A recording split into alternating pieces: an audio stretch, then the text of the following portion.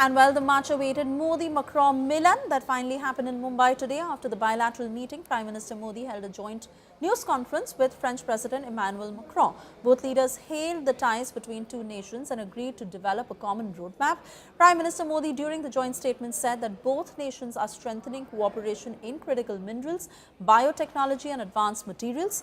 He also said India-France partnership is a force for global stability. The French President, on the other hand, said India-France ties are based on trust and openness. Amid global uncertainties, Emmanuel Macron also said that he believes in a world without hegemony and called for collaboration with India in space, AI and defense. Bharat और France के संबंध बहुत ही विशेष है।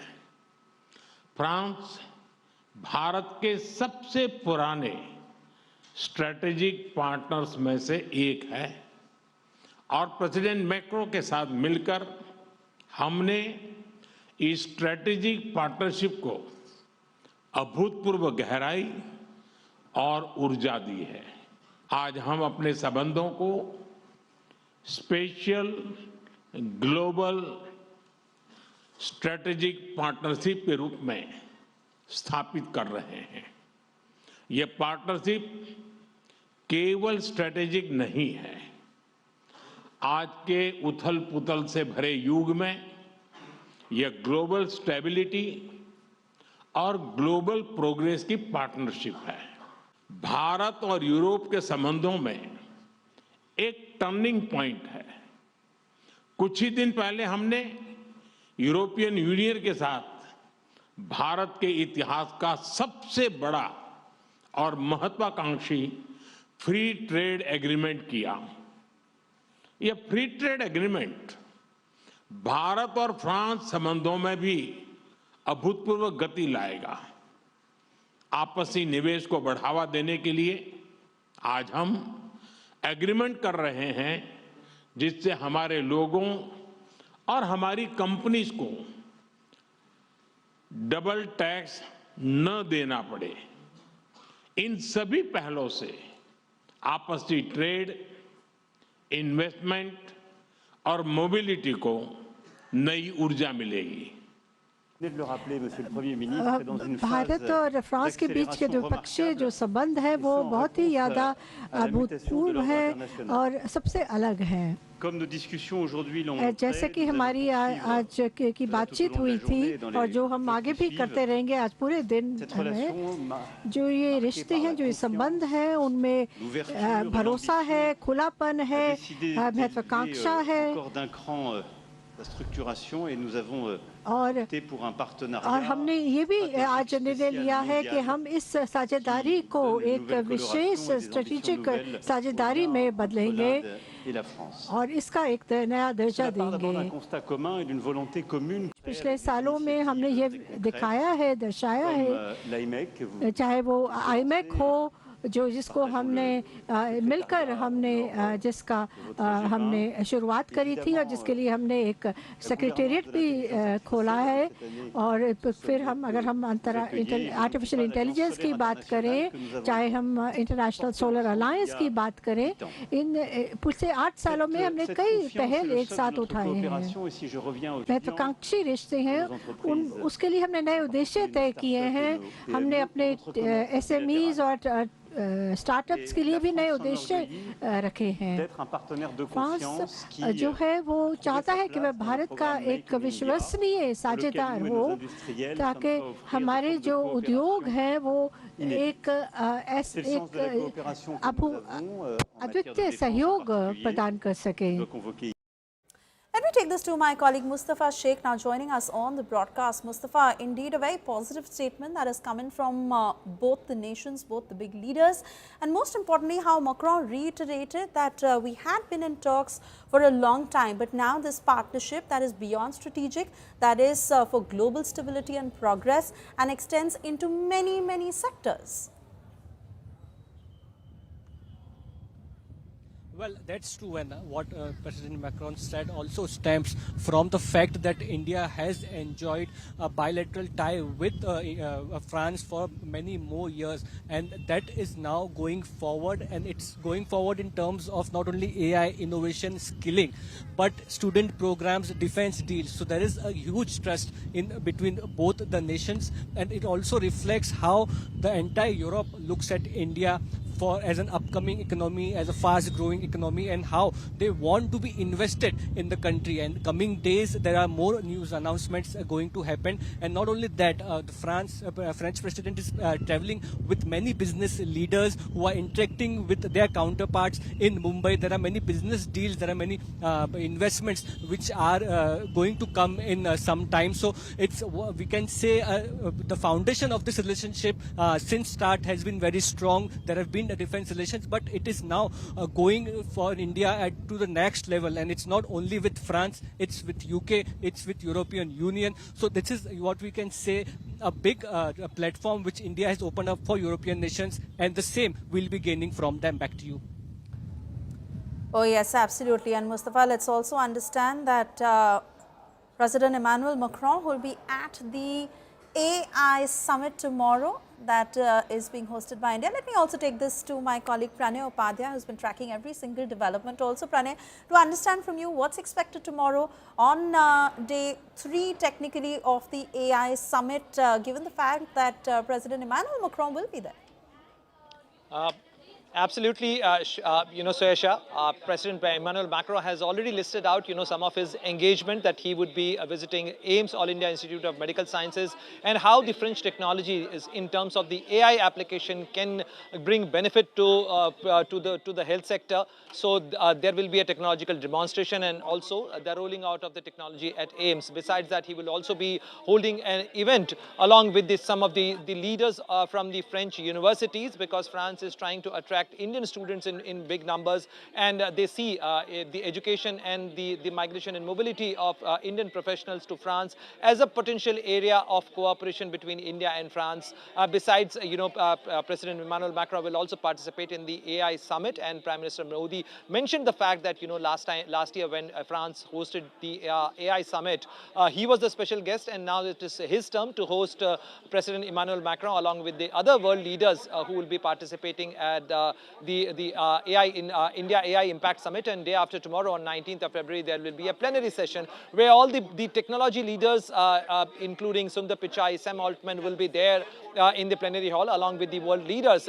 This is the biggest ever AI brainstorming session which is hosted on this planet, and in fact this is the first event being hosted by any country of global south. So this has its own wide resonance at the global capitals. But the big message coming out after this summit meeting between Prime Minister Modi and President Emmanuel Macron, at a time when the world is facing the instability in geoeconomics as well as in geopolitics, that the stability of relationship is paramount, that is required.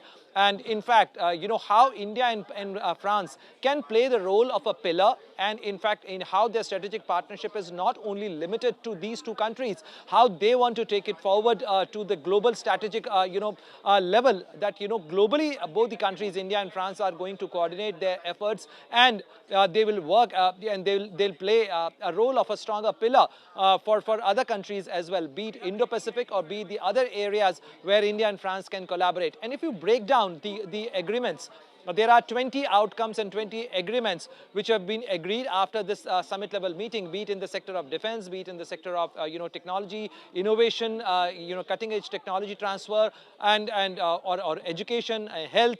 These are and the skill development. These are the areas. And see the trust which France enjoys in India, and the kind of trust India enjoys in France. This clearly gives out the message that France trusts India in terms of sharing their cutting edge technology, and in fact looking at India for the mass production of their equipment, be it the Rafale fighter jets, be it the H-125, the helicopters, which Prime Minister mentioned that is the only civilian helicopter which can actually go up to the height of Mount Everest. And in fact, both India and France are looking at the facility which is inaugurated today in Kolar, Karnataka, as a base to export these platforms to various other markets as well. Besides that, France is investing in a big amount and with big capacity, with Dassault Aviation opening up its research and development facility in Pune, with opening its MRO facility, which is the maintenance, repair and overall facility in India. So in fact, France is looking at India not only in terms of transferring their technology or as a big market, but also as a market from which they can expand their operation, from where they can expand their business. So these are the areas where India and France have laid down charted their territory, and in fact laid down the future course of their trajectory, that how India and France are going to cooperate and in fact achieve the milestones set in the Horizon 2047. Oh yes, absolutely. And let me also bring in our colleague Shivani Sharma, who's with us on the broadcast, to really understand how the Rafale story is getting bigger, given the fact that this is being looked at as one of the most integral deals on that front when it comes to enhancing India's combat capabilities. Suesha, Rafale indeed happens to be one of the biggest deals that will be worked out shortly, and the discussions will be open. We know that the Defence Acquisition Council has already approved the deal. A nod has been given, and now the discussions will be open. There are certain conditions that the Ministry of Defence has kept for the Rafale deals, for 114 Rafale that will enhance the capabilities of the Indian Air Force that has been desperately waiting for new fighter jets. As we know, the squadron strength has dipped to 29 after the MiGs retired last year. So now, when Rafale will be there, certainly there will be a capability enhancement for the Indian Air Force. And what we are also learning through the sources, that the aggressive posturing and the procurements that the India is coming ahead with, especially after Operation Sindoor. So the MRFA program that was actually delayed for some time has also caught pace, and especially in view of the requirements of the Indian Air Force, the Rafale deal will be quite quick and pacey. That's what the sources are indicating. So the timelines will be cut short so that the flyaway squadrons can come in as soon as possible for the Indian Air Force. We already have 2 squadrons of Rafale, one in Ambala and one in Hashimara. So, and for the Rafale Marines also, 28, 29 is the timeline when these Rafales will be coming in for the Indian Navy. So more Rafales for the Indian Air Force will certainly enhance the strength and capabilities and the squadron numbers for the Indian Air Force. And we've also seen how President Emmanuel Macron has specifically made mention of the defense ties between India and France, and Rafale happens to be one of the most important factors out there. And the inauguration of the helicopter facility in Karnataka also is very important. How Prime Minister Narendra Modi said that this has been a turning point and an year of significance for India and France also, where we are taking this partnership, just like these helicopters that can scale a height of Mount Everest and deep oceans too. So certainly many important factors out there, but Rafale happens to be an important deal that will be soon discussed and closed, and 3.25 lakh crores is the amount of this Rafale deal that is being expected, Suesha. So very important out here to mention that France is going to be one of the biggest defense partners to India with this deal, and the missile enhancement programs also, with new missiles, the Hammer missiles, the MRO facilities, the helicopters, and many other things that also pertain to the Navy, the submarine deals with France. So a lot is happening on the defense front with France, besides the AI, for which President Emmanuel Macron is here in India. And Rafale happens to be on the top list of this defense partnership that is shaping a new horizon for Indian Air Force and also for the partnership between India and France. Oh, yes, absolutely. Shivani, I want to thank you on that front. And of course, Pranay, we wait and watch what really pans out tomorrow on day 3 of the Global AI Summit, where we'll see top leaders, speakers add their perspective. Meanwhile, French President Emmanuel Macron, who will also be attending the ASI Summit in Delhi. And speaking of that, day 2, that was today, of how it panned out at Bharat Mandapam, the summit is drawing massive interest. Registrations reaching 3 lakh and thousands of attendees from across the country, while high footfall led to entry delays on day 1.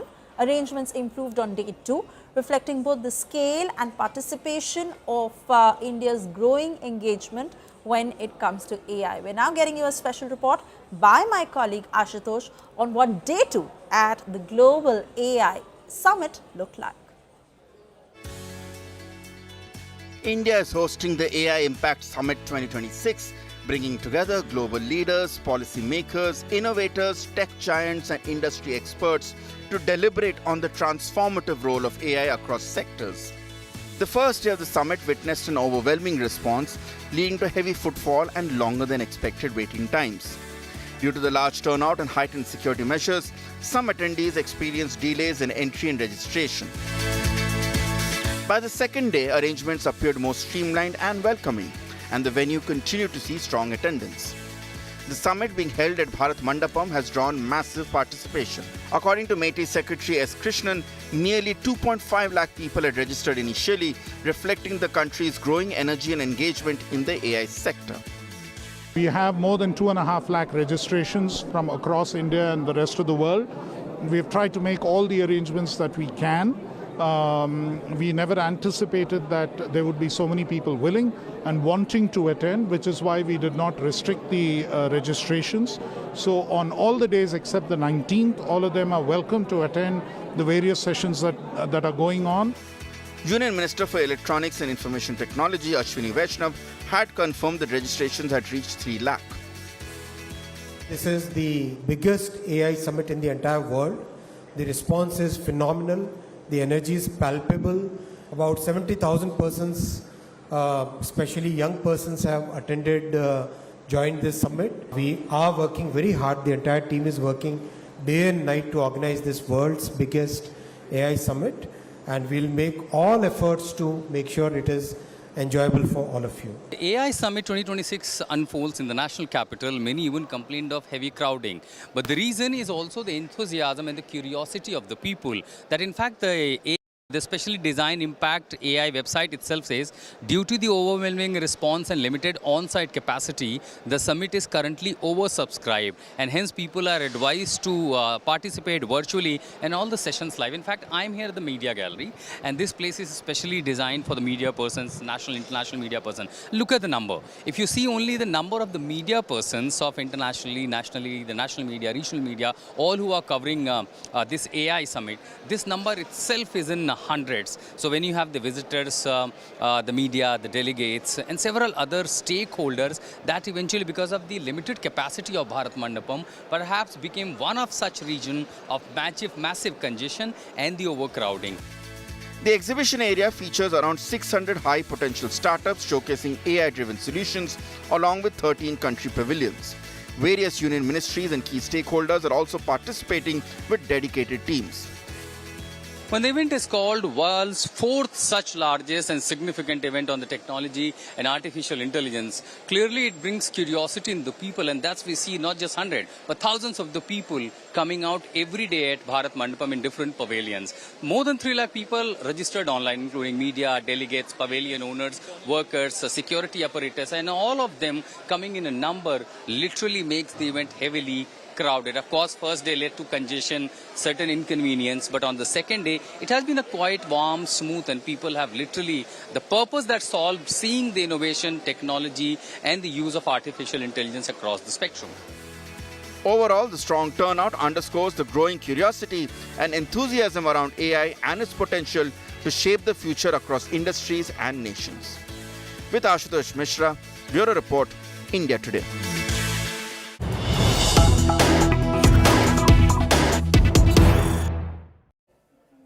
Moving on to breaking news coming in, Prime Minister Narendra Modi, who spoke out on the India AI Summit as he also set the tone for the 2047 Viksit Bharat mission. Prime Minister Modi said, and I quote, "Our vision is clear. AI must accelerate global development while remaining deeply human-centric." He said that with regards to the AI Summit and the many conversations that are happening, he also added, and I quote, "AI stands at a civilizational inflection point." Prime Minister Narendra Modi called for human-centric innovation. He said, and I quote, "India should be among the top 3 AI superpowers globally." Let me take this to my colleague Aishwarya Paliwal joining us on the broadcast with further details of how day 2 really panned out. Aishwarya, as you were tracking every single development. And We have been seeing the kind of politics that has broken out on it, where the opposition with regards to the budget also questioned that India should not be a follower, India should be a leader when it comes to AI. But Prime Minister Narendra Modi really putting out that roadmap very clearly that the innovation has to be human-centric, and with the way the AI Impact Summit in India is panning out certainly shows how we are paving the way for the world.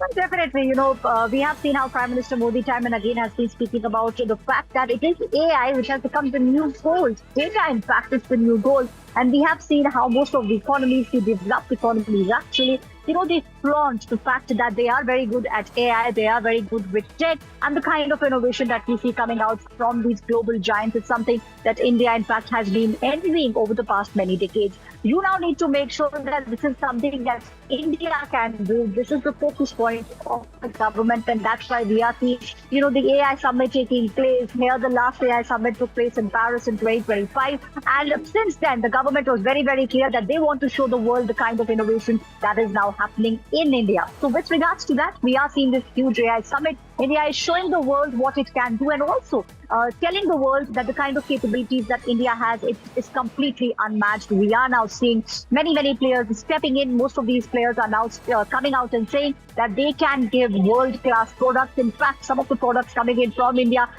stable, will be the best in years to come. Suresh. Oh yes, absolutely, Aishwarya. Many thanks for joining us with the key takeaways that happened on day 2.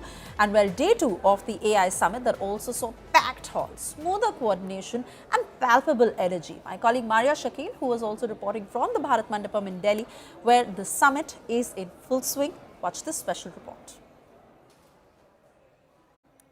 Hello everyone, we are at the AI summit here in New Delhi. This is Bharat Mandapam, which is witnessing a massive expo. On display are intelligence, innovation, and also ideas. India is sending a message to the world that it will not just be adopting AI, it will be shaping how the world uses AI. Just look at this one. Engineered for sustainability. What do you see? Something which is powering your vision. Something that will ensure that you are surprised and at the same time curious to know more about it. So let me ask that question. Why am I so curious about this? So if you have heard about the Honorable Minister Ashwini Vaishnaw talking in Davos about that India is now targeting all the 7 layers of AI journey, 7 chakras. It starts from data center, right? It is where that your GPU, CPU servers are hosted. It starts from semiconductor. And Larsen and Toubro is beyond construction now with Viksit Bharat in mind. We are also kind of creating that entire AI ecosystem. So we are into physical infra, data center. We are into digital infra, CPU, GPU cloud. So we offer GPU as a bare metal service. That is any AI. Blue versus Larsen and Toubro Mindtree, a group company. And then you have humanoids, robotic, connected mobility, healthcare, legal AI, and no-code AI. So all kind of test-bed vertical solution for respective industry can ride on your GPU platform. So once you have a GPU as a digital infra, you can put all your AI workloads which can touch base with the entire community, society and India. So be it agriculture, healthcare or whatever. So we are trying to build up the complete full stack value chain starting from a physical infra into cookie cutter industry solutions to the customers. So this is the new Bharat that we are talking about. The new Bharat, which is looking at different solutions. This is a stall of a big company. But what about startups? In fact, at this place, you'll be seeing multiple startups displaying their ideas as well. So come with me.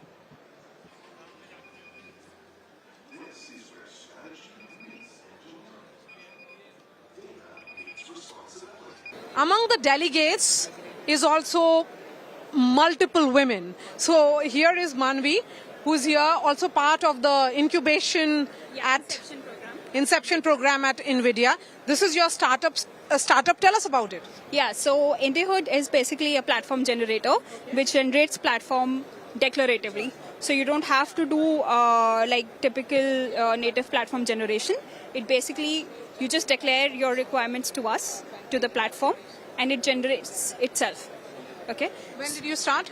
So we have been building quietly for past 7-8 years. We have matured it to a level where the platforms that it generates now, the quality of it is actually enterprise grade. So basically it's secure, scalable, and it can handle a scale of more than 1 million users. Okay. And it's an all-women team? Looks like. Right now on the booth, yes, but not all women team. But yeah, so we have a lot of, so Meghna, she's our head of business, she's a woman, I am part of product team. And you're from which part of India? So our team is based in Bangalore, and the office is based in Bangalore, but the team is spread out all across India. Thank you so much. And well, speaking of AI, the India Today group has announced the debut of Sutra, a new AI-driven news anchor at the India AI Impact Summit 2026, developed in collaboration with Bharat and showcased by the Ministry of Electronics and Information Technology. Sutra is designed to report and navigate complex, real-time information through concise synthesis and contextual insights from the AI Impact Summit. The initiative marks a significant step in the group's commitment to integrating advanced technology within a rigorous editorial framework. By utilizing models developed through the Bharat initiative, Sutra aims to bridge the gap between high-level policy discussions and public understanding, providing real-time takeaways from the summit's key sessions. Let me now introduce you to India Today's AI anchor, Sutra. From New Delhi, this is Sutra with the latest from the India AI Impact Summit 2026. Prime Minister Narendra Modi inaugurated the India AI Impact Expo 2026 today at Bharat Mandapam, asserting that India's strides in AI reflect both ambition and responsibility. He shared a commitment to harness AI with a human-centric approach. Vice President Shri C.P. Radhakrishnan stated that India seeks to bridge the technological strengths of the global north with the scale of the global south, emphasizing that AI must remain guided by responsibility. Organized by the Ministry of Electronics and Information Technology, the AI Impact Expo features 400 exhibitors, over 150,000 attendees, and 7 thematic pavilions across 70,000 square meters, showcasing the vision of AI for inclusive development. Union Minister of State for Commerce and Industry, Shri Jitin Prasad described the event as the Mahakumbh for AI, bringing together global tech leaders with delegates from 100 countries to define the world's technological progress.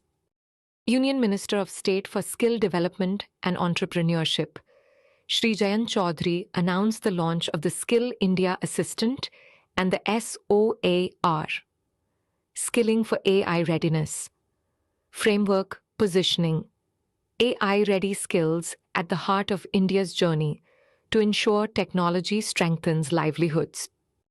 The summit debuted the casebook on real-world impact of AI in agriculture, spotlighting curated applications that are currently reshaping agri-innovation for farming communities worldwide.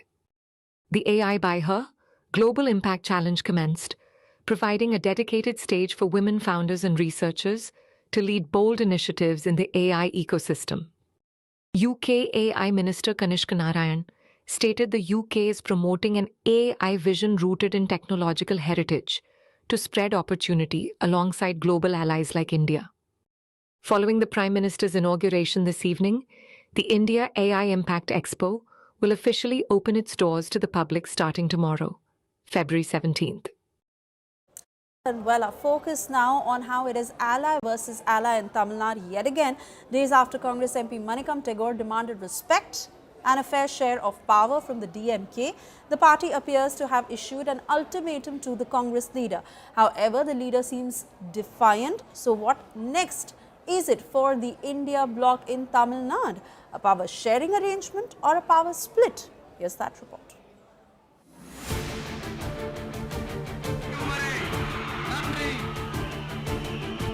As Tamil Nadu gears up for assembly polls, the political heat is rising within the ruling alliance.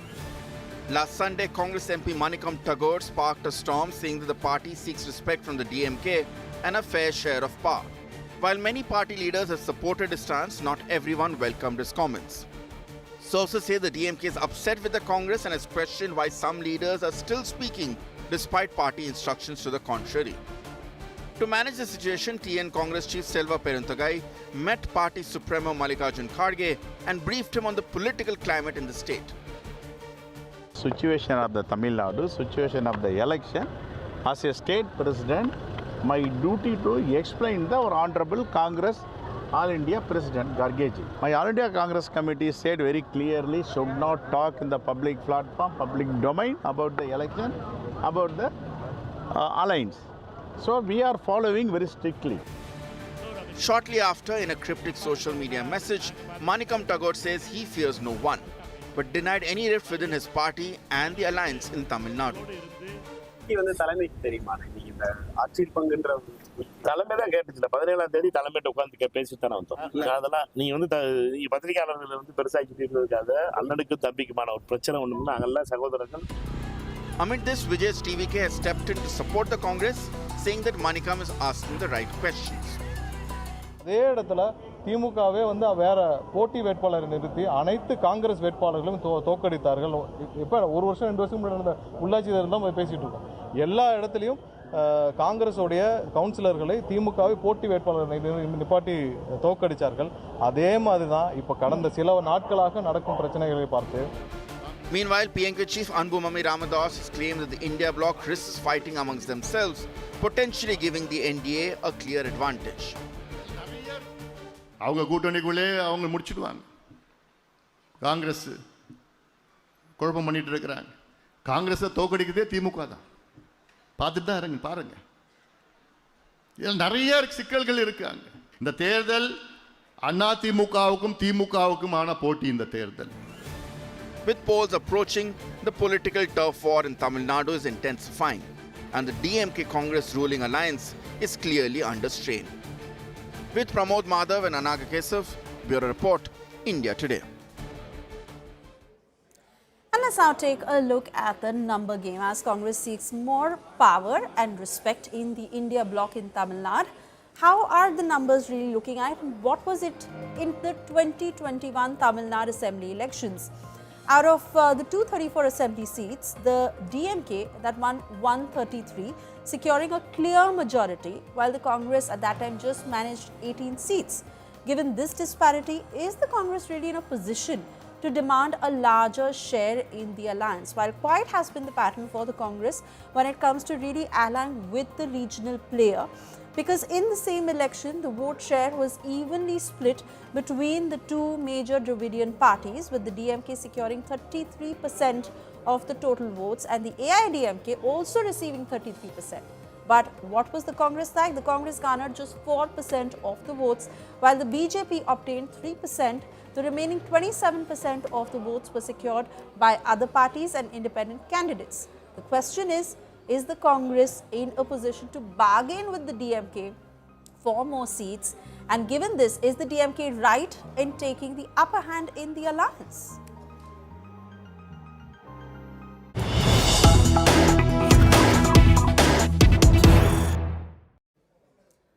And we now cut across to more breaking news coming in. According to sources, the DMK does remain upset with the Congress, asking why Congress netas are not listening to its leadership. DMK now doubts if this is being done on purpose, saying that DMK has instructed netas not to criticize the Congress. How come Congress netas still speaking on power sharing, especially after what happened over Manikam Tagore? Now, although he did take a U-turn, but this has massively upset the DMK. Let me take this to my colleague Pramod Madhav, now joining us on the broadcast with further details of what are the feelers coming in from the DMK on this?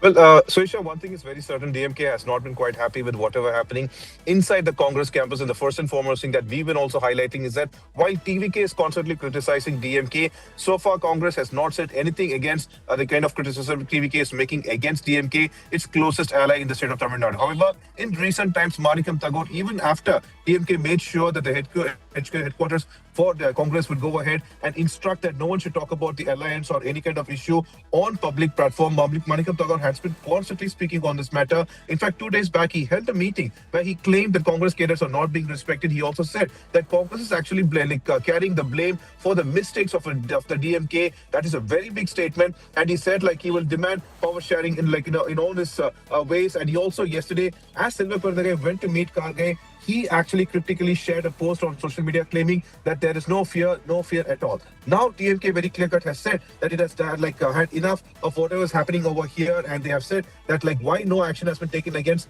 netas inside Congress who are making such comments, while DMK has made sure that anybody criticizing Congress is facing kind of action, and they've been asked not to do so. And this is why it looks like an ultimatum from DMK to Congress, Suisha.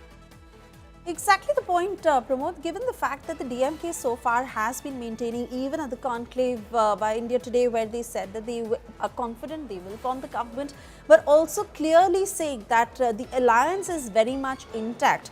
Now, while the DMK is taking that clear line, such actions by the Congress likely to miff the DMK further, to even have an impact on the alliance, and most importantly, what the power sharing formula will be. Well, one thing is very certain, Suresh, the concept is that CM Stalin also, while speaking now, the round table very clearly said that he has a brotherhood kind of relationship with Rahul Gandhi, and that's the reason they are trying to avoid any kind of criticism over here, and all talks are being held or taken care of by Kanimori, who's directly talking to Rahul Gandhi. But the important aspect here is that it looks like a huge bet is being placed over TVK, and that seems to be because of several text messages or kind of data that is being provided by certain Congress netas to Delhi. And this is where DMK is now questioning how come Congress is remaining silent even when such kind of criticism it's facing in Tamil Nadu, Asia. All right, Pramod, we'll leave it at that. We'll wait and watch how the alliance and this sort of an equation panning out between the DMK and the Congress continues in the run-up to the polls in Tamil Nadu. And well, BJP MP Tejashwi Surya, who rolled out a distinctly Bengaluru-style welcome for newly appointed US Ambassador to India Sergio Gore during the diplomat's first visit to the city. The BJP leader hosted Gore in Indira Nagar, treating him to classic local favorites, masala dosa and traditional filter coffee. That's not all. The two also enjoyed a ride in a Namma auto, an experience Surya described as the real Bengaluru. We leave you with these pictures, and thank you so much for watching this edition. And thank you so much what you're doing for the US-India relationship. I got the most incredible host right here. Bengaluru.